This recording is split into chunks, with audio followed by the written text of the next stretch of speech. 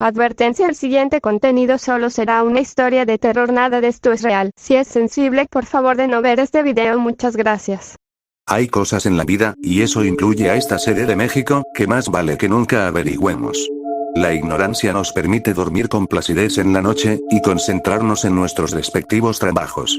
Por ejemplo, ¿se ha preguntado usted qué le sucede a las personas que se quedan dormidas en el metro, cuando éste llega a la terminal de una línea, lo que causa que no escuchen la advertencia que les pide abandonar el vagón y sigan adelante en el mismo, adentrándose en un profundo túnel oscuro que aparentemente no lleva a ninguna parte?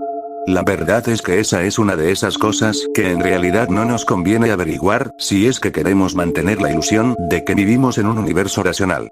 Sin embargo, no está de más tomar algunas precauciones sencillas, que bien pueden evitarnos experiencias en verdad lamentables.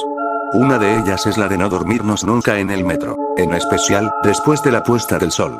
Para Arturo Marquina, periodista ya no tan joven, y autor ocasional de relatos de ficción científica, cuentos de horror y novelitas policíacas, ese descuido le produjo un extraño desarreglo que sus amigos califican casi de locura. Se niega a Arturo, quien es una persona sensata, racional y de buen humor, a acercarse siquiera a las entradas al metro. Se niega también a pasar por encima de las ventilas o registros del sistema de transporte colectivo de esta capital. En eso puede ponerse hasta agresivo y desagradable. Marquina se niega a hablar de esa extraña fobia que lo aqueja. Siempre logra desviar la conversación cuando se le interroga al respecto. Solo una vez, en una cantina de Bucareli, después de varias horas de consumo y animada conversación, llegó un momento en que se puso serio e hizo una advertencia a uno de los amigos, que le dijo que usaba el metro cotidianamente y en especial a muy altas horas de la noche.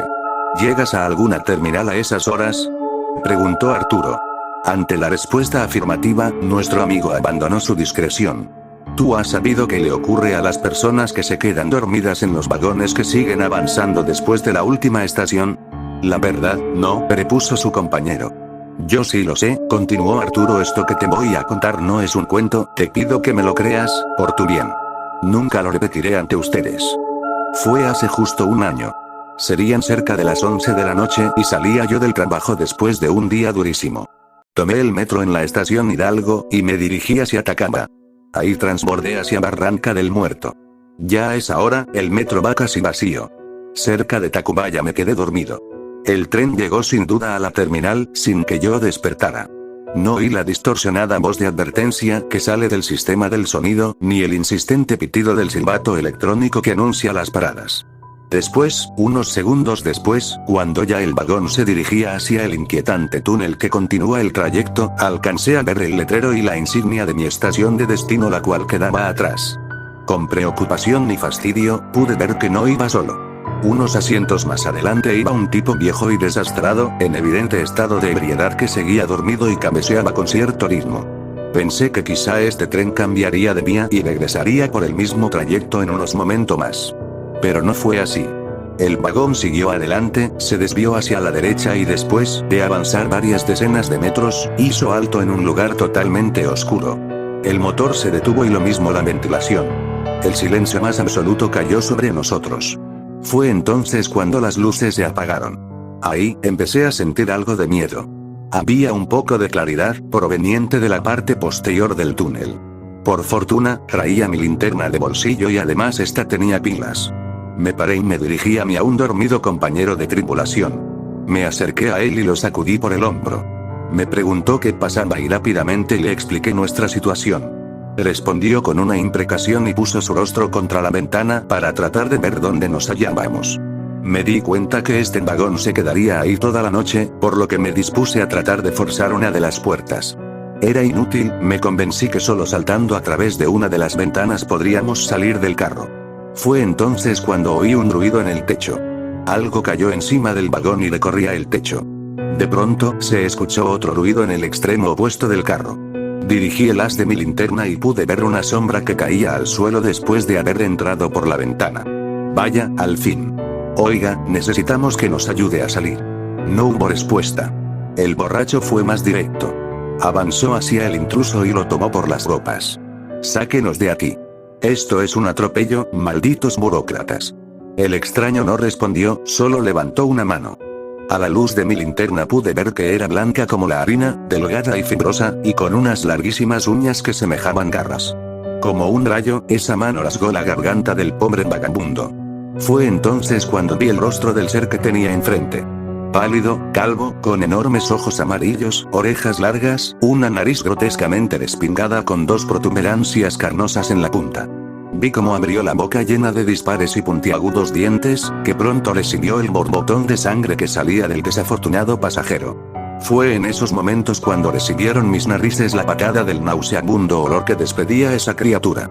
El espectáculo y el olor me hicieron de inmediato vomitar. En medio de las arcas de la vasca, escuché otro ruido metálico detrás de mí. Alguien más entraba al vagón por otra ventana. No esperé un segundo más. Me lancé hacia el primer intruso, que aún se cebaba en su víctima, y derribándolos a ambos llegué a la ventana por donde había penetrado el primer monstruo. Escuché un forcejeo detrás de mí, con el que sin duda el invisible perseguidor se abría paso también entre la pareja víctima-victimario que se interponía entre nosotros.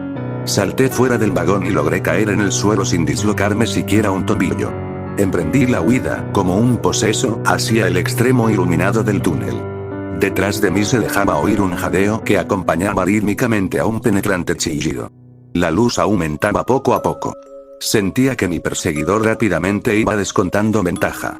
Decidí voltear la cabeza, y quizá eso sea lo que más me ha desgraciado la vida de toda esa experiencia.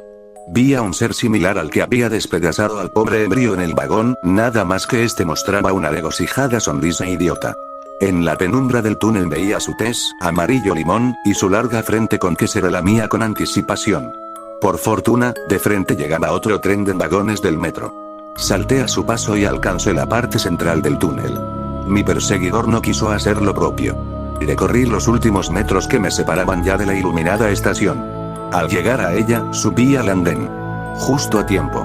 Unos metros atrás la criatura, que se había desplazado por el techo del túnel, asida de sus largas garras, tanto de manos como de pies, cayó detrás de mí y alcanzó a lanzarme un zarpazo a la pantorrilla. Arturo nos mostró una cicatriz, que aún dejaba ver las huellas de una prolongada infección que apenas había sido dominada. Ya en el andén, emprendí la carrera hacia la calle. No me detuve hasta llegar a mi departamento, donde atranqué la puerta y me refugié en un garrafón de mezcal. Me expliqué por qué en los talleres del metro se trapea y se friega con tanto esmero el piso de los vagones todas las mañanas. No se duerman en el metro. Si lo hacen, corren el peligro de, por lo menos, no volver a dormir nunca más con tranquilidad. Bueno, eso sería todo el video XD. Si les gustó la historia no olviden de regalarme un like y suscribirse a este canal si esta historia tiene apoyo. Subiré más contenido de esto. Bueno, sin más que decir, nos vemos.